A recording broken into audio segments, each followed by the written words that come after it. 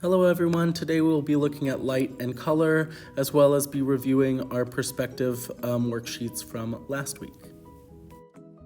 So to quickly review perspective, which we talked about last time, I have set up some examples, and on the left is an example of atmospheric perspective, the top right is single point perspective, and the bottom right is double point perspective. And these should be fairly familiar to you by now, but single point perspective just basically means that everything vanishes into one point. So in this image of the Last Supper, we see that everything kind of vanishes into the background behind Jesus Christ in the middle, whereas the buildings on the bottom right kind of veer off into two separate points.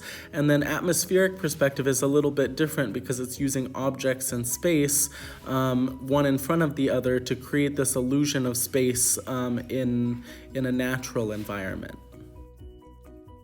Now we'll look at some keywords, and those keywords that we're going to look at first have to do with color. So we're going to look at primary colors, secondary colors, hue, saturation, intensity, and tone.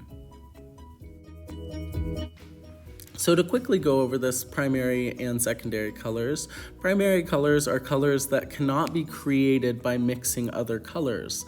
Examples of these colors are red, blue, and yellow, and you probably remember this from an art class that you've taken as a kid or just from your memories.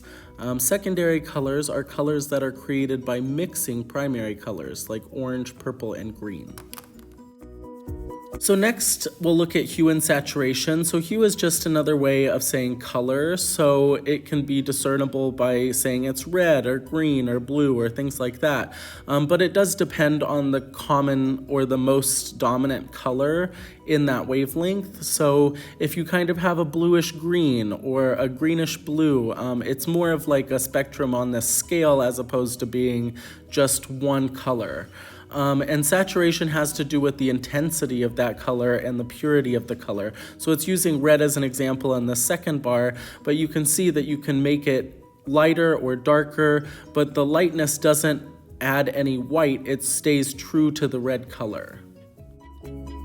Next, we'll look at intensity and tone. So intensity is just the brightness or dullness of a color, and tone refers to the lightness or darkness of the color. So tone would refer more to if we're adding black or white to a specific color to make different tones of that color, whereas intensity has to do with the purity of the color and the intensity or the brightness of the specific color without adding white or black. The next keywords are cool colors, warm colors, complementary colors, and analogous colors. So I've attached an image on the bottom left of warm and cool colors, and I think these are pretty self-explanatory. Once you get into the reds and the oranges and yellows, it starts becoming warmer, and the cool colors are blues, purples, and greens.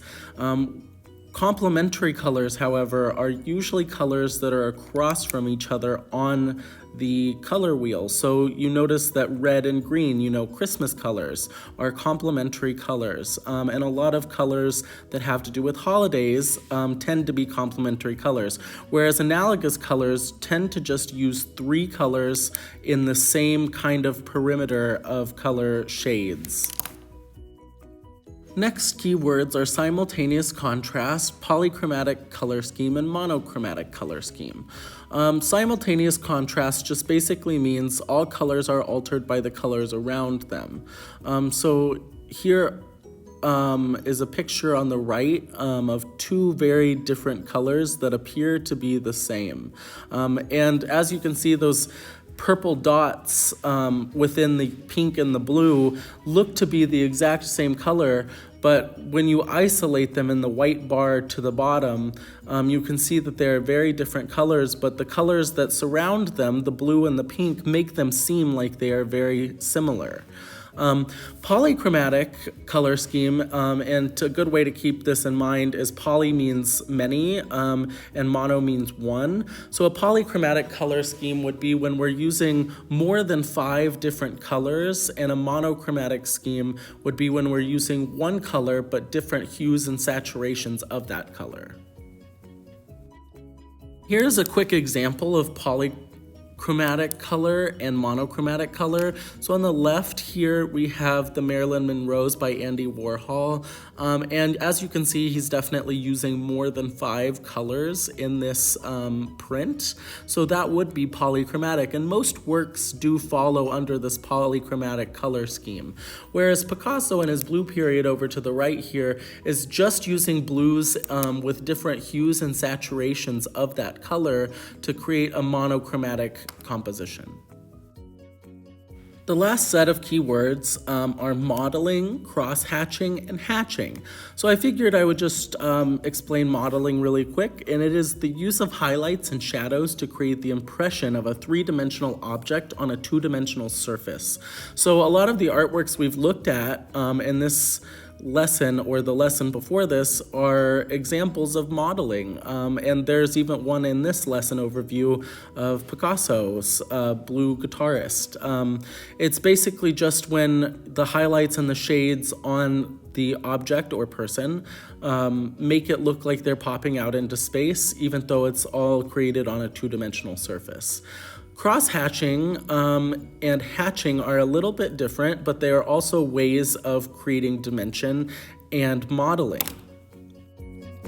So lastly, we'll just take a little look at cross-hatching and hatching. So it is a lot like what it sounds. Cross-hatching is making lines intersect and cross each other to create a value in the image or a darkness. So the more dispersed the lines are, the lighter it gets, and the more crunched the lines are, the darker it gets.